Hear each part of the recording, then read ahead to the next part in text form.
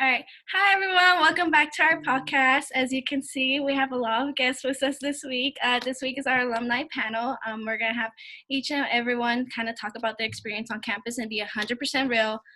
This is, we're not a recruitment, committee or anything like that. We're going to share our real experiences. Other than that, we have a list of questions, and then we might just go off of that and see if anyone wants to join in or go off of a different discussion. But yeah, do you have anything you want to add to that, Alfredo? No, I'm just really excited to have all these alumni here. I'm hoping that after this podcast, we're going to get everybody's contact information in case anybody wanted to follow up with anyone specifically as well.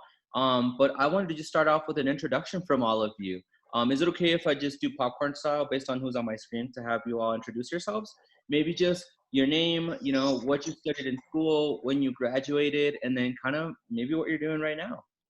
And then Ruby, you're actually the first one on the top. So, sorry. So my name is Ruby Marquez. I studied criminology and political science, and I graduated in June of 2019. All right, and then Javi. Sweet. Hey everybody, my name is Javier Campos. I graduated June 2019 as well, and currently I work at Pike Engineering. Oh wait, and I studied mechanical engineering. Thank you, Javi. Jose? Good afternoon. My name is Jose Bañales. I graduated this last spring, majored in business administration, minored in business analytics and marketing, and currently work as a product analyst at Zaya Group. Alondra? Hi everyone, I'm Alondra Bañuelos. I also graduated in June 2019 with my bachelor's in psychology and criminology, and I'm currently finishing up my first year of my master's in social work program at Metro. Whoop, whoop. Chris?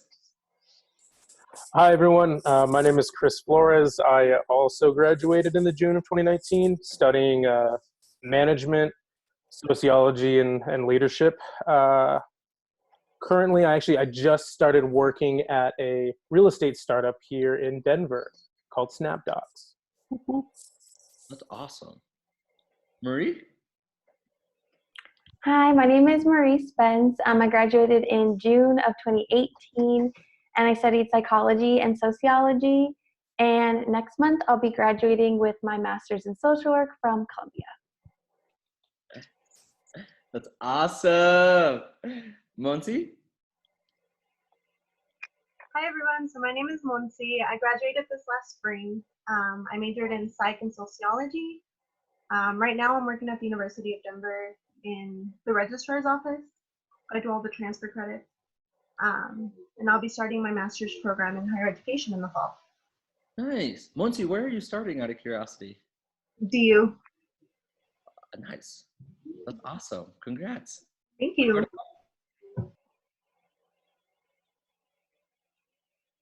Roberto? Yep.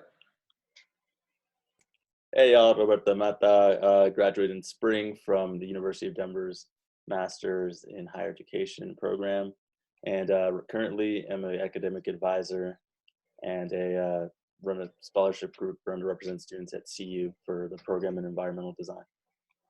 And work at home. Is that the office in your background? Totally. That's awesome. Micaiah? Hey y'all, I'm Micaiah Jones, she, her, hers. I graduated also with the class of 2019 with my bachelor's in public policy and gender and women's studies. Right now, I work as a digital engagement specialist for Progressive Promotions. Basically, I do social media and email campaigns for different progressive organizations here in Denver. Well, in like the Western region, so like Colorado, Montana, Arizona. Thank you. And then Amina. What's up, everybody? My name's Amina. I also graduated June 2019 with the rest of these folks. I studied psychology and sociology. I took a very unplanned and unexpected gap year, but this upcoming fall, I'll be pursuing my master's of higher ed. So, yeah. Look at all of you. You're all doing amazing works, and I've, for the most part, been keeping up with almost all of you. So just, I think I'm going to echo what all the staff would say, but we're all really proud of you all. And thank you for always coming back and, doing these things with us. So with that, we're kind of just going to do just a popcorn style. We're going to ask you a series of questions, and then whoever wants to ask, please just go ahead and jump in. How does that sound?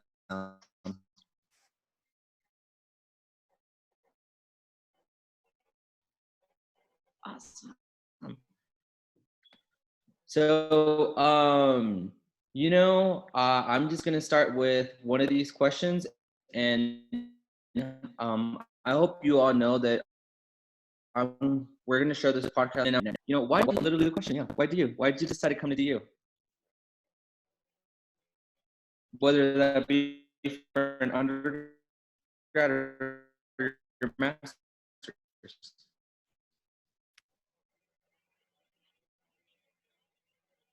I guess I'll go first in a sense because I did LPP, which was Latino Pioneer Prep.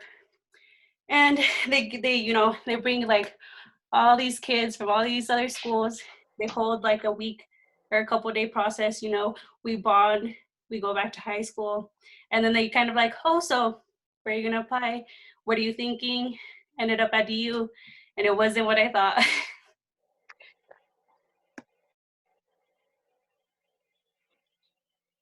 I can go. Oh, go ahead. Thanks. So I would say that for me, essentially, it came down to the financial aid.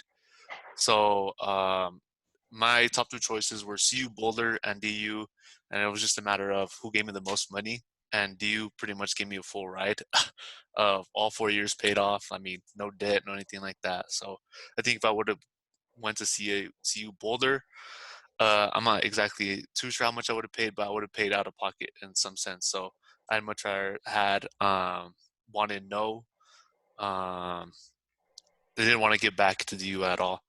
And the DU business school was actually a really great resource for me as I wanted to become, wanted to go to the business school as well. So it's one of the top in the country. How it worked out for me.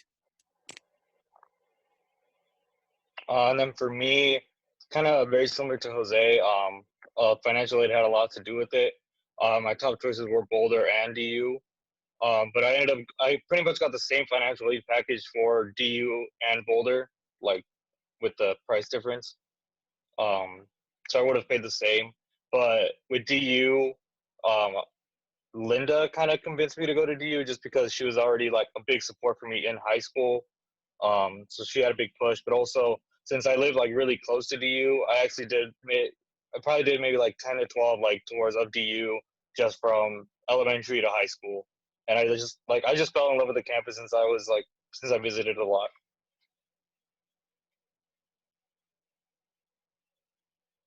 Yeah, I can go. So I don't know. I guess I went to DU, also kind of felt trapped into it. My family really wanted me to stay here in Denver for school. And my mom has been dropping little hints that DU, do the 4+1 program, go get your master's, never leave home, which essentially is what happened. But the reason why I stayed at DU, which I think is a little bit more important to my story specifically, is having the Excelling Leaders Institute specifically, and being able to cultivate extremely strong bonds with other students on campus, because myself and a lot of others were considering transferring after maybe a couple weeks on campus because it just isn't, it's downright like unfriendly to people of color and anybody who is marginalized in any way. But having people like Tracy Peters especially be like, no, hold on, don't let them just kind of beat you out, was a reason why myself and a lot of my friends ended up persevering through DU and really surviving the campus climate. And on that note, something we keep echoing to our current students, our current cohorts of all of our transition programs and our incoming cohorts, we always let them know we are not recruitment specialists. We're really here to making sure that we can support you, whether that be DU or not DU. But we also have these incredible communities, whether that be within our office or outside of our office. So I want to know a little bit about it, right? So And then we also tell our students, hey, DU, while it looks really great on the outside, on the inside, there's a lot going on and there's a lot of experiences that you might have. So I was wondering if I could ask all of you, one, what are some of those either positive or negative experiences that you might have had at DU, but also what are some of the communities that you were a part of and how do they support you? I know that's like a loaded question and there's 3 questions on that, but if anybody would like to jump into that. Can you repeat the questions? Yeah, definitely. What are some of the things, some of the positive and negative things that you might have experienced at DU? And also, what are some of the communities that you were a part of that really helped you get through your experience here at DU? So positive, negatives, and then what are some communities that really helped you with your experience here at DU? Okay, I'll go. So I was a part of a lot of different communities at DU, probably too many to tell you the truth. So I also was a part of the Excelling Leaders Institute. I was a part of VIP. For a little bit, I was a part of PLP, and then I quit that, and it was the best decision I made. I was part of fraternity and sorority life. There was a lot of things, student alliances, this and that. So, and I know that's across this board, student engagement, we were all up there in terms of being involved in student leaders. So with that, I would definitely say one of the positive things is the networks that we were able to build with one another. Almost everyone on my screen, I know, personally, and love personally. So just having those really great connections. I would also say another positive experience would be the one-on-one connections I had with faculty and staff. So DU being as small as it is, you are able to get to know staff and faculty really, really well. And I think that benefited me in the long run in terms of professional networking and professional development. When it comes to negative experiences, that's a pretty intense list. But I would just say in general, imposter syndrome, nonstop all 4 years, feeling like you have to prove yourself, even though you were accepted and you were admitted and you were supported throughout, you're still feeling kind of okay, but am I supposed to be here? And a lot of us are 1st gen, so we're I don't know, you tell me. Yeah, I think just to umbrella that, I would definitely say imposter syndrome.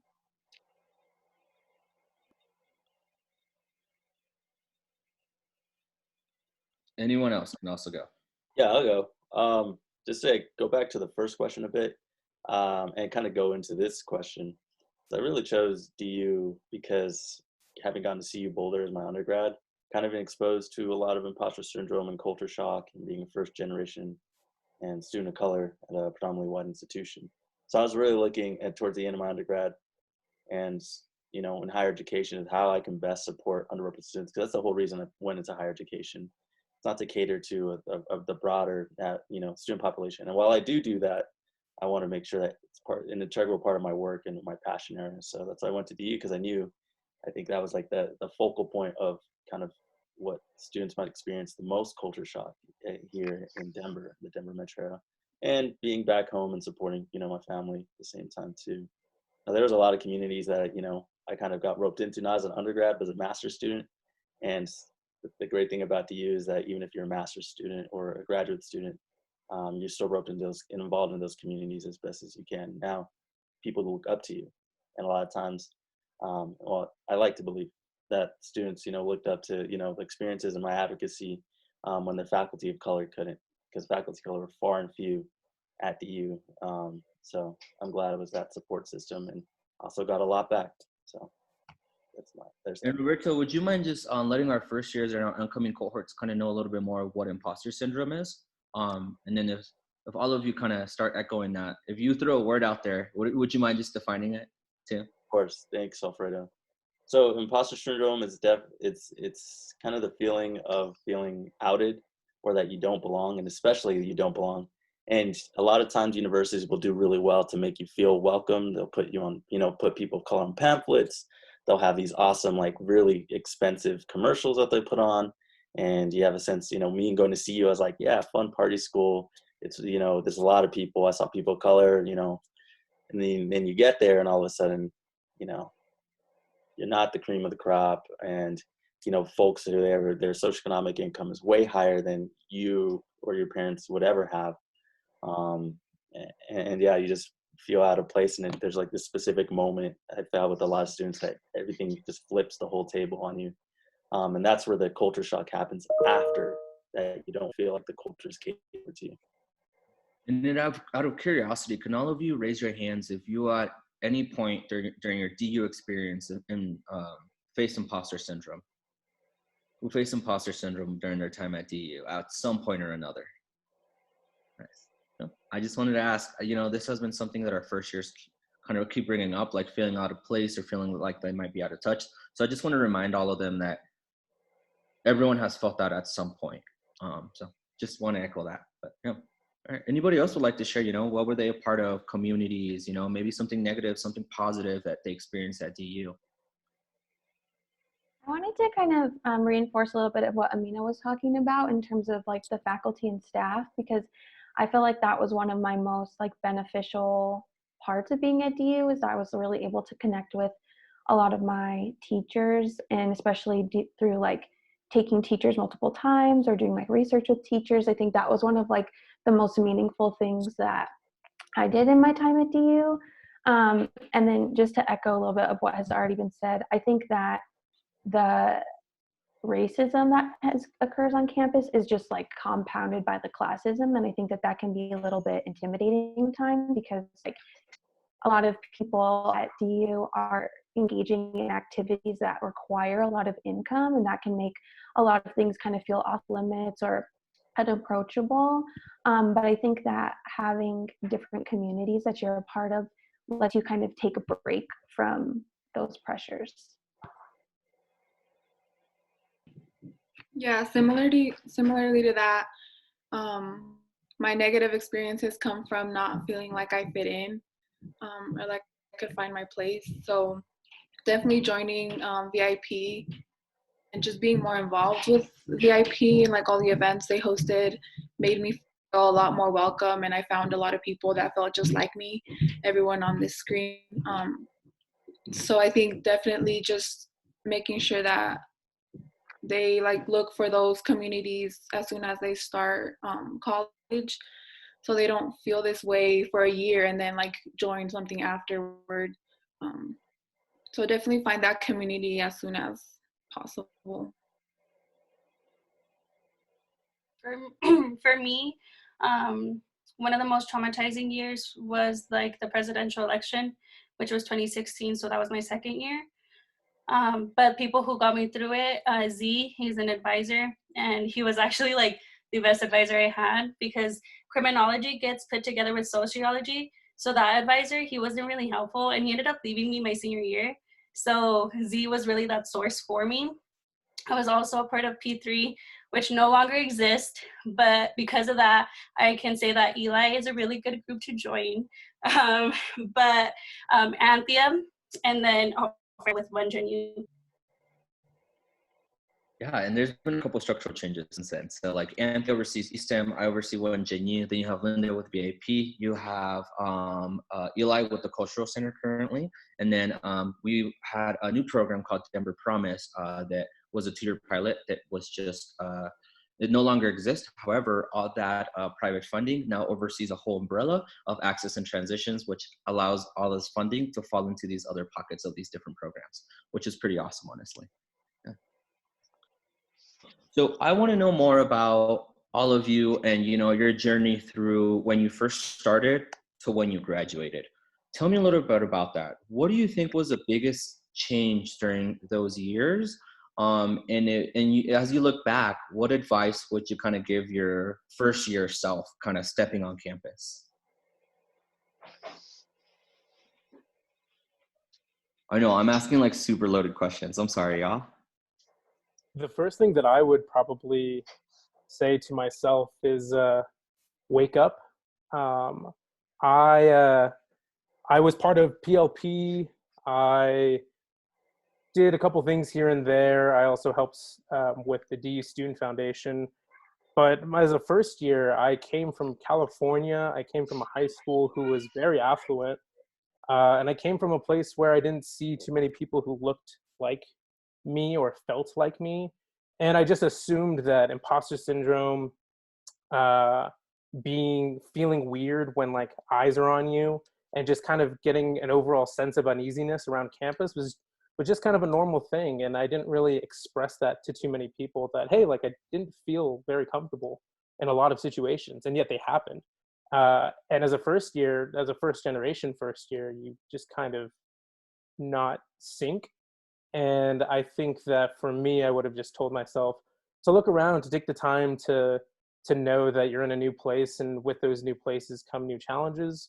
But at the same time, there's a ton of resources, echoing what everyone has said about teachers. For me, it was more staff members, especially in the admissions office, like Miriam, who got me to DU in the first place, and continued to be kind of like a steadying voice. But overall, I just say, look around. There's a lot of there was a lot of stuff going on that I didn't see until much later, and realized, wow, it's really messed up, or that's really, that's not okay.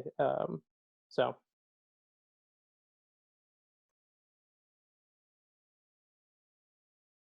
Yeah, I'll chime in. Am I glitching? No. Okay. I think along the same lines as Chris, like the whole get woke factor, always there, always very important. One, for your own safety, especially as a student of whatever minority categories you may fall in, or as somebody who cares, gives a shit about other people. And I'm a cuss on this DU podcast, yes. But really, like, 2016 was hard. That goes without saying. And we had a lot of people who were physically, emotionally, and mentally just attacked and like hurt. A lot of people that we found out were hurt along the way. And I think that I wish that my freshman self would have, one, checked in on people a little bit more often, but also checked in on myself. I'm very open about kind of my journey with mental health, and now being able to see a therapist. I'm blessed to have health insurance that lets me do that. And I waited a really long time to seek out some of that help. And I wish that I would have tapped into it a lot earlier, or even just told somebody that I was feeling upset. I think it's just like our freshman students, like all of this is very new, and you're not used to expressing the fact that you're in pain, and you shouldn't be ashamed of that. A lot of us on this screen have bonded over that, which sucks to trauma bond, but it's also very helpful. So real roundabout way of saying, yes, get woke, but also prioritize your own health before anything else, and continue to check on other people too. Speaking of health, and this is so embarrassing. If I could go back and tell freshman year Amina what to do, I'd tell her to go to her dentist appointments. So literally, it's so embarrassing, you guys. So for 4 years, I literally kept canceling and like changing my dentist appointments because I didn't want to miss class. Like I went to several high schools, but the high school I graduated from, like you were not allowed to miss class. Like they were super strict about it. So my schedule in terms of classes and work, like I never had time to go to the dentist. You guys, I graduated. I finally went to the freaking dentist. I had 11 cavities. Okay, so if I could tell any first year, Jose, get out the screen. If I could tell any first year, like right now coming up, like please go to the dentist.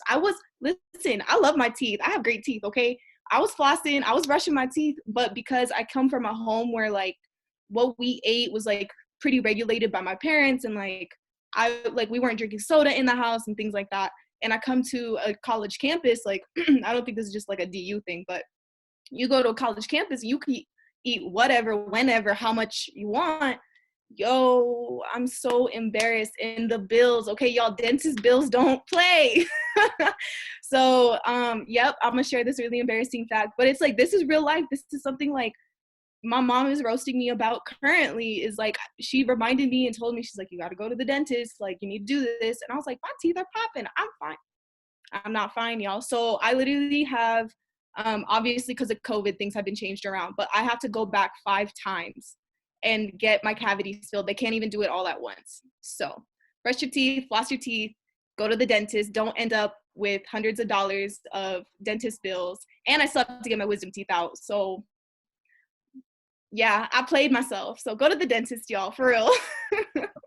You were all hitting on so many things. And there's 2 things that I really wanted to, particularly one as well, but You know, I know all of you, and I think we've all been very honest with one another, but, you know, out of curiosity, if you're open to share, you know, how many of you during your college experience at one point either, you know, suffered through mental health or really reached out and went to go see a counselor, a therapist, or so on? Just out of curiosity. You know, something I keep echoing to our scholars is self-advocating, and that it is okay to ask for help and, you know, to seek those helps when you need it and those resources. So that's the first thing that I wanted to echo on. And as you all know, you all keep hitting on the election season. And for our incoming cohort, they're going to be going through the election season, and for our current cohorts as well. I want to say all of you were at DU or in college during the election season, right? Yep. Yeah. So can you all speak a little bit about that? And could you all provide our students with some advice? I just know that it has come up with a couple one-on-ones that I've been doing talking about the campus climate. But then as I piece the pieces together, our students are going to be on campus during an election year with, depending on what your political stance is, you know, so many things can happen. But can you all speak a little bit on what that experience, and two, what advice would you give? Yeah, I can jump on really quick. I'm also going to have to jump off because I have another meeting, so sorry about that. But I just wanted to say to that question, I think and a couple other people were RAs during the time of the election. And I think that was really difficult because a lot of my residents personally identified in the LGBTQ community, and to hear some of those things and then to have that reinforced through the outcome of an election was really overwhelming for them. And then to kind of be in that was also overwhelming for me, just to try and navigate those things, because I think that as important as peer support is, that sometimes it can be hard to provide that to other people if you're also struggling with something. And so I think what I learned from that is that for me personally, it is important to kind of like take breaks and take time away from the news or whatever's going on, just from like my own mental health and from my own ability to like pursue my goals. I have to be able to like step away from those things when I can and when like it's a safe thing to do that. And just as like a sign off message, I just wanted to say, like, I think that one of the things I really appreciated at DU was being able to name and understand my own experience in a way that I didn't before I came here. And now being in what seems like an even more predominantly white institution, that those skills have been really helpful for me to understand like what's happening. And I think ultimately, even though it is so hard to go through that, I feel like, you know, don't let those people get in the way of your goals. Like, even if you have to go to a different school or if you have to get in a program, like, I think it's important to remember like why you came to DU or why you want a degree or, you know, whatever that is, and like really hold on to that. Because I know for me personally, that was a big part of being able to like get through a lot of different things. So that's my piece, but I love all of you guys.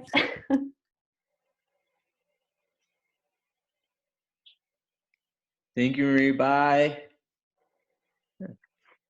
Anybody else would like to chime in on that? Yeah, if I could get from undergrad. And did someone else speak up? I did. I'll go for it. Do you want to go first? Sure, Robert, do you want to go first, son, and then Monse can go? Yeah, awesome. So at the time I was at CU and I was the chair of MECHA, Umasi MECHA, which is not, it's kind of your, you know, what our equivalent of an LSA, you know, Latinx Student Alliance, but very much political with a grounded political history at CU. So, you know, there is a, you know, immediate call for action and a response and reaction. And that season was, you know, we were on the news, you know, there's a point where we protested when Trump came onto the Boulder campus. You know, we actually had a like big statue of Trump that we were holding outside. There's new helicopters, we got exposure, and got our message, you know, across. And that was great and all, but, and as you find yourself, especially for those first year students, you're going to be taking on a lot of student leadership responsibilities and roles, both because you want to, and two, because it's a good tool to keep you on the campus, and you'll build even sense of belonging and obligation to helping others, and that's okay. Now, the caveat of that, and the other side of that, is that burnout is real. You're going to be tasked with a lot. You're going to be given a lot, and you're going to feel the whole weight of the world and shoulders on top of you. And if not me, then who? Don't worry about that. Take time for yourself. With that imposter syndrome, you're not going to feel like you're ever enough for the campus. You're going to have to join several groups, organizations, hold leadership positions to feel like you belong and that you're competent and able. But you were competent and able the moment you applied and were accepted to DU in terms of the policies, right? Whatever. Take time for yourself, work on your passion projects. And if you feel like burnout or, people are taking up too much of your time and you're being asked to do things that are unreasonable, you're there for your education first. So do that and take care of yourself and build yourself. That's what I'll say. I think going off of what Roberto said is learning on relying on the people around you, relying on your community is really important. I know the day after the results came out, it kind of felt like we were mourning on campus. As weird as that sounds, there's like an overall sadness within my communities, and that was within like the sociology department, VIP, my peers. So I think learning to rely on people is really important, and learning when to seek help, I think, is also really important. Going back to mental health, I think a lot of us think it's not worth reaching out, but at the end of the day, you know when you have to, and some people might have to give you that push to go, but you really need to do it and take care of yourself.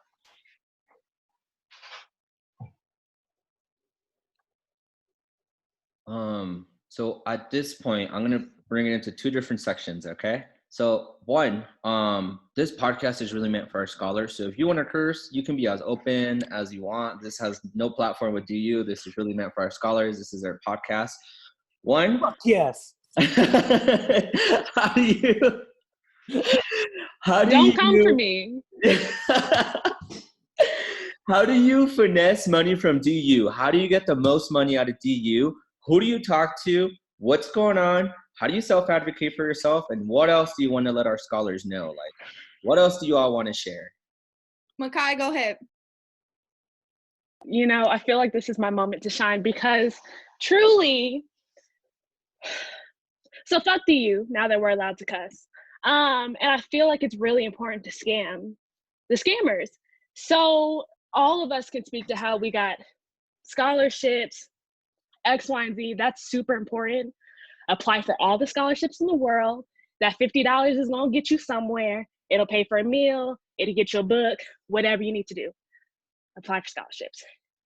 Scam the university. So clubs, programs, different internships you can get on campus. I'm not gonna out myself now that I no longer work there, but like when I worked for admissions and like a lot of our VIP peeps know what's up, like we would hook each other up. Do you need a meal pass today? Absolutely.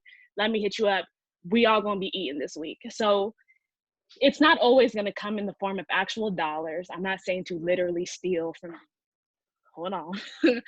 But find ways to treat yourself with the resources that you're being given. And like Roberto just said, a lot of it's gonna come down to you. If not me, then who else? Because I know I'm not gonna trust Becky, John, Sarah, and whoever else to get this money done, like to get this work done for people of color who look like me. So let me go ahead and make sure that I'm now running for president of whatever alliance as a sophomore, which should not be happening, and we all went through it. But when you are put in these positions of student leadership and responsibility, you're given a budget, you're given access to certain stipends that other people don't know about, right? Because you're getting more exposure. So use those bits and pieces too. I know, for example, I was the president of the Black Student Alliance 2016, 2017. We're struggling and we all need a moment to be able to take care of ourselves. So instead of doing another rally, we're gonna do a pizza party and we're gonna get some bomb pizza. At one point, we went to the freaking Cheesecake Factory to treat my e-board because we had been pulling all freaking nighters with all the other e-board leaders from other alliances. So we're gonna treat ourselves and do what we need to. We're gonna make sure that students get fed. We're gonna make sure that if people need school supplies, we're absolutely gonna be able to do grocery bingo. The betas on campus were awesome at that always. Making sure that you're able to take care of yourself, but not having to pay for it. So that's my rant. I think it's very important. any student leader can give you the freaking hand guide to being able to finesse funds, but it's really like you should not be paying to take care of the stress and hurt that the university has put on you. And you can reach out to staff and faculty as well and say, hey, I'm struggling with bills this month. Can y'all help me with anything? Or give me extra time so I can go work at my other 2 or 3 part-time jobs. Okay, that's the end of my rant. Thank you. Thank you. Who else? Who else? Tips, tricks, how to finesse them out of the money, some things that people should know, anything you want to share, honestly.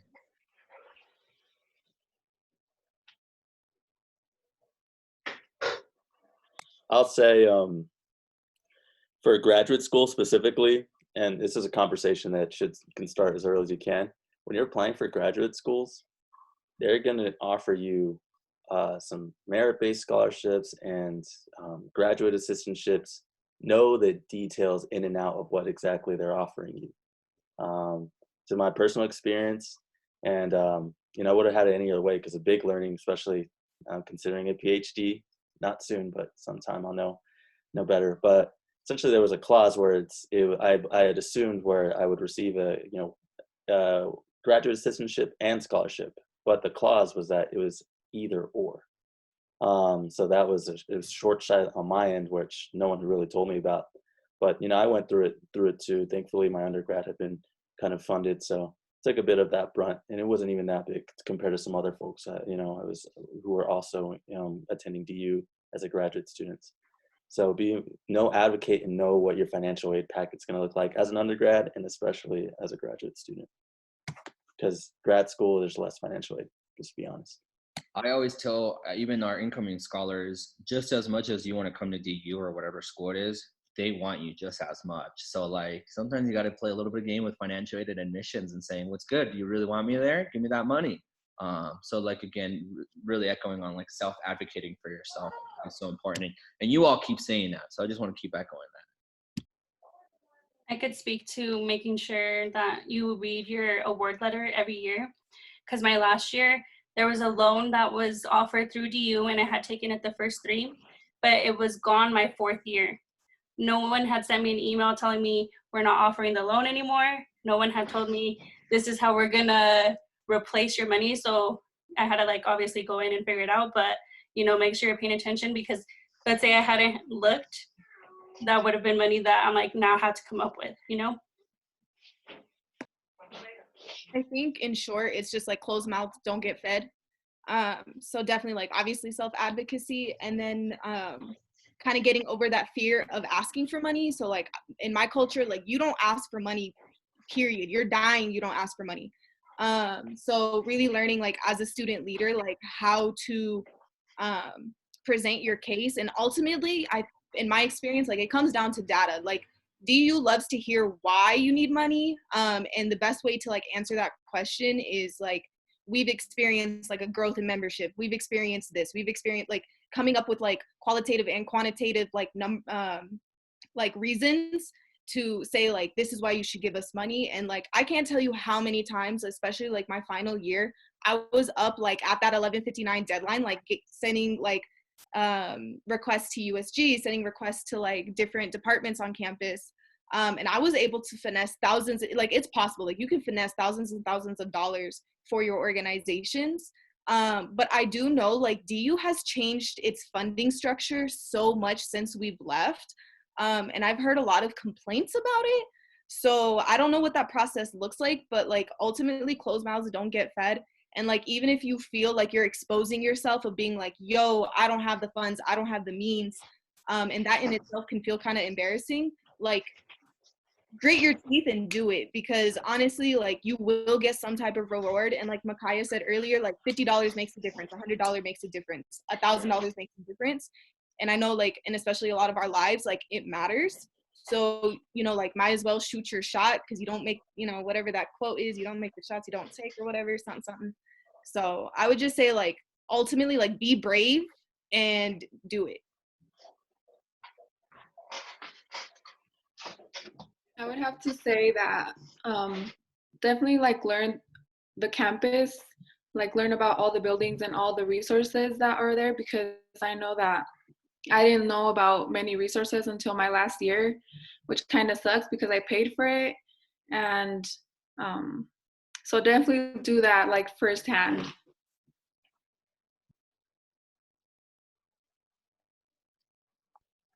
You are all amazing. Is there? I have one more question I was hoping I could ask all of you.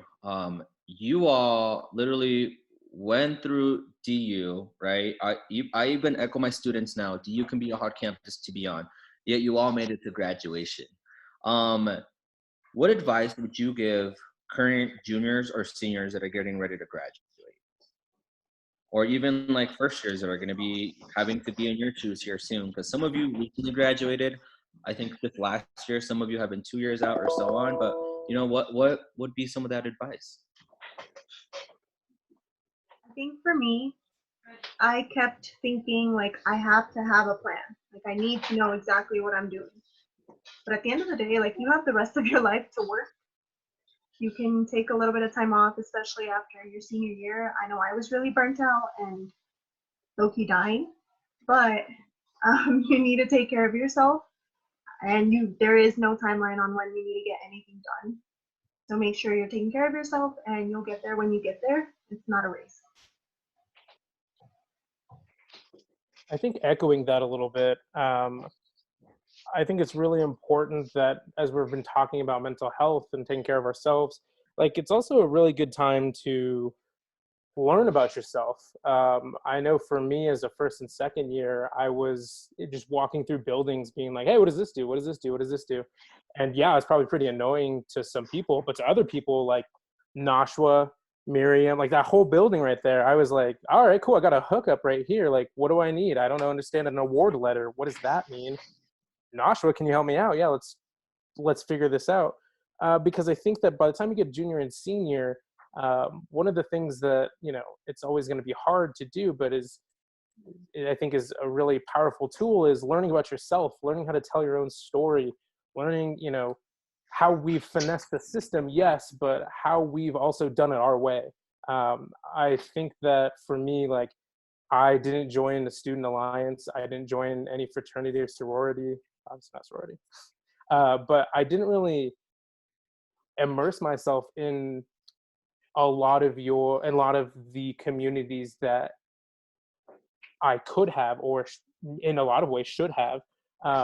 But in that case, like I made my own story, and it's just as cool as the other 10 people who are here. And I think that that's really important, that if you've gone through this whole process and you still haven't felt or met anyone who makes you feel, like home or whole, that's okay. That's part of your story. And that story is only going to continue once you're out of here. And people are going to start seeing that for what it is. So I think that, asking for money for the first time is always going to be the hardest. But finding and telling your story for the first time to someone else is probably one of the scariest things that you'll ever do as a human, to find your piece of the world and say, yeah, like this is the Chris Flores story, this is how I did it, and that's all I can provide is my perspective on that, because I think that that is important. And I think that we're all trying to get to that finish line for one reason or another, and the sooner that you realize that your story is your most powerful tool. Yeah, you can learn inside the classroom, but books aren't going to get you everything. Like you could study in the library for 24 hours, but the books don't have all the answers, the people do. And I think that that's so important to teach balance to every kid who's coming in as a junior or senior. It's going to be in the real world too. Don't burn yourself out. Don't work 12 hours straight for 3 months. Trust me, it sucks. Take a break. Walk around. Tell your boss, yeah, I just need to chill for like a couple hours. Just give me some time. Because it's your personality that shines through it all. So, yeah. I could go. So I think one thing advice would say, allow my family to be more involved with what I had at the college campus. Because I think the only time my family stepped on the DU campus was moving day, and then towards the end of graduation, right when we had all those ceremonies, the dinners, graduation day. And I just think of it as like I don't know, being a first generation student, I guess you don't necessarily think about it. And I'm not saying you should necessarily implement them within the struggle, but I think it would have been cool, I had unlimited meal passes. So it would have been cool to take my family out to the dining hall, just, they're always feeding me. So why can't I feed them on campus, or just to show them where I study, show them where I live, or kind of show them my day-to-day basis. Cause I don't know. I mean, it's a lot of, I mean, it was really unfamiliar for us, but by the time we kind of knew the ins and out, I think it would have been nice to kind of show my family a lot more often around campus, to kind of see, because I have siblings, I have nephew and nieces. I think would have definitely benefited to at least being on the college campus, and for me to be like, look, I did this. Look, I'm surrounded by white people, and I graduated from it. Hey, they always, these guys like to talk a lot of shit, but here I am, still trying to do what I can, and was able to get a degree out of it. So I guess, you could tell them how your experience has been, but if I was able to bring them on campus a lot more often, or kind of, I don't know, show them a lot more often, I think that would have been helpful for them.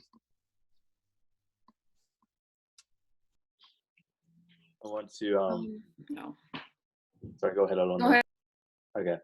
So I want to say that students, it's never too early to find mentors. And when I say mentors, we think foremost a mentor is a very kind of professional, kind of respectability politics kind of approach, and it's a very much formal process. It's not, and some of them can be. There are mentors who can be people who you just crack jokes with. I mean, one of my best mentors was Victor Hernandez at CU, who worked at the Multicultural Center. I was a student employee for. Half the time it was, or 90% of the time it was just me in his office cracking jokes and talking about being a Latino male. And the rest of the half was like, oh, what are you going to do after you graduate? And then, so those conversations happen very much organically. So especially when they look like you, and to a certain extent, challenge yourself and find mentors that you wouldn't necessarily reach out to. I mean, a lot of the faculty really, really do care for students as long as you reach out to them. And honestly, the question, there's no way around getting a mentor. You just need to ask them, like, hey, I'm in need of a mentor. You have these certain skills or this background that I'm interested in, that I see myself in. And that's where it should be direct like that. I think people appreciate that, and professionals appreciate that, because even now, the students in the scholarship program, I coordinate, they're asking me for recommendation letters. They ask me, I'm interested in graduate school, or, I want to do this research. You've done research. How do you do that? Share your experiences, and you'll find yourself in this awkward place, but at the same time, great place where you're a mentee and a mentor at the same time. And if you can find that balance, then that's great. I mean, I feel like Alfredo's in there, even though he's a, director. I probably got that wrong, but, he's, you think he's up there. I'm in that position, even though, I have a master's, and as long as you keep that balance, I think that's a great place to be at.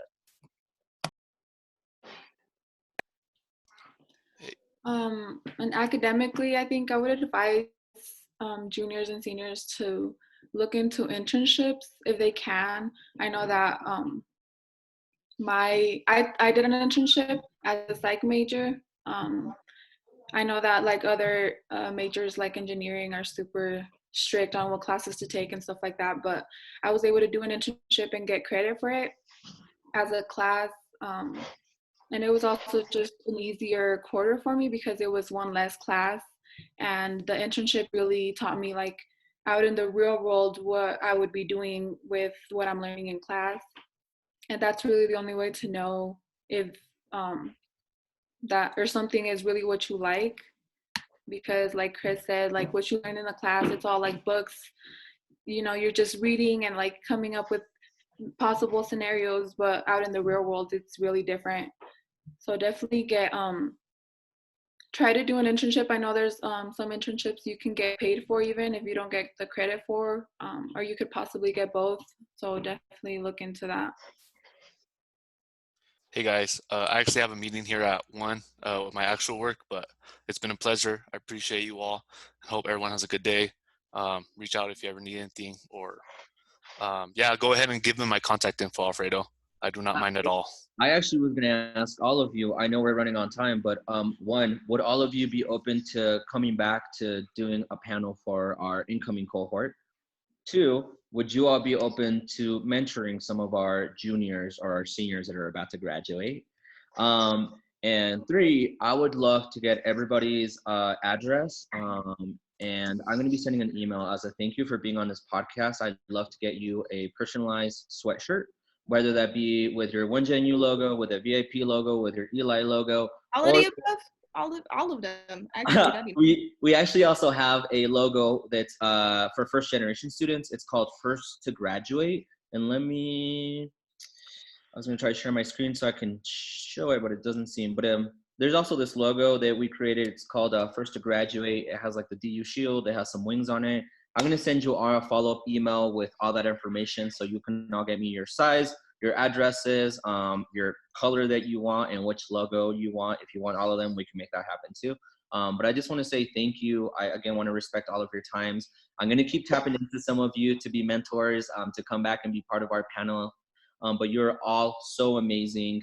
Thank you. You all have been such a just fresh air for us.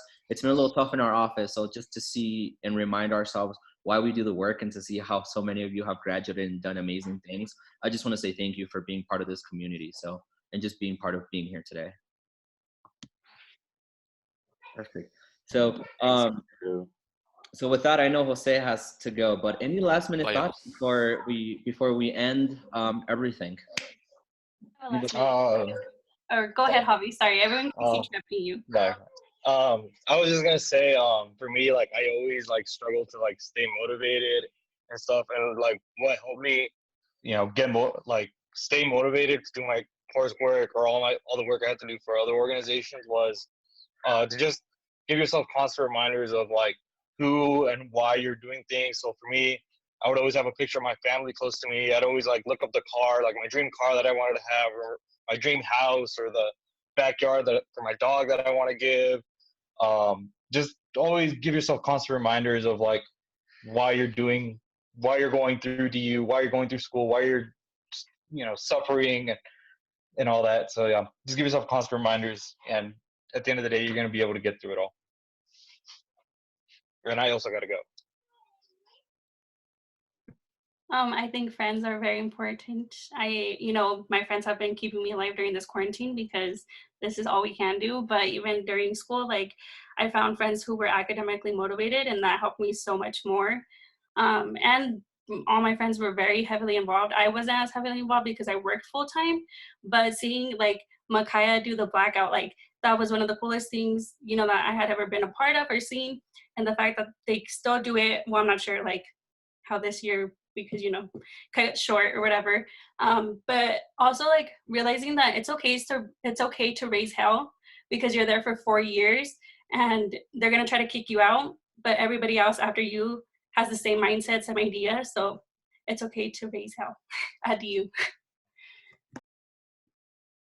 Also on top of that, like I think creating like a system of accountability. So speaking to like graduation itself, like I almost dropped out 4 weeks before graduation. Like I was done, I couldn't do it. Like I was going through so much. And literally like what got me through it was like I had class with like Ruby, literally like our last spring quarter. And I was like, the only reason I'm going to class today is because I know I get to gossip with Ruby. Like real talk, and our teacher hated it. But even then, like I had classes with Monsi, I had classes with Alondra, and like these connections, like that system of accountability of like, you know what, like I really don't want to go to class, but like I know if I sit next to Alondra or Monsi or Ruby or like whoever, like it's gonna be a little bit more bearable. And I think that's like when I think of graduation, like I was dragged across the finish line. I was dragged. My mom like called me every morning before, like, because I would, you know how when you like set your alarm and then you like keep snoozing and then you're just like, I'm not going to do anything today. My mom would call me on her way to work and be like, are you up? Get up, like get your day started. And she did that for the 3 weeks before graduation because I was done. I couldn't do it. And I think, you know, like that system of accountability for me works because it's like, you know, like I'm not accepting help because I'm kind of prideful sometimes. So I didn't want to accept help. But if I'm in this and you're in this with me, then we can make moves together. And that's what got me over the finish line. And so I think that would be my like piece of advice to like juniors and seniors is like create a system of accountability, even if it's as simple as like, Monty, are you going to class today?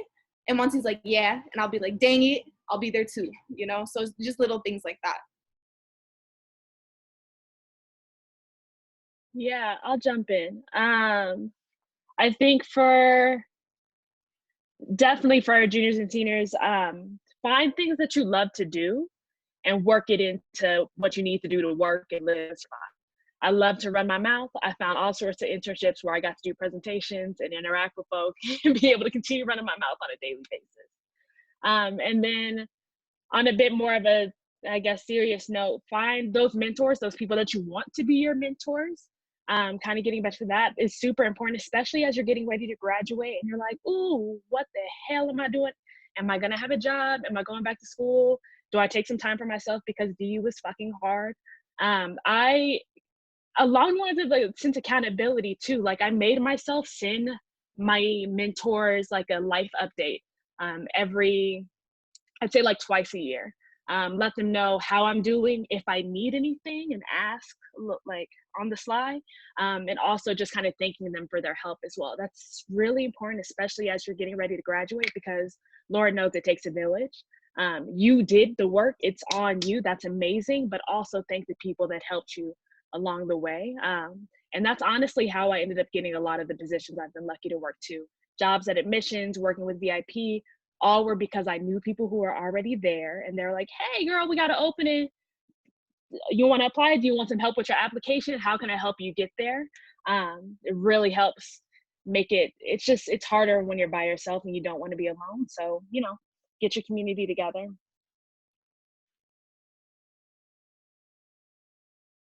Any other last minute thoughts before we let you all go? Thank you so much again for being here.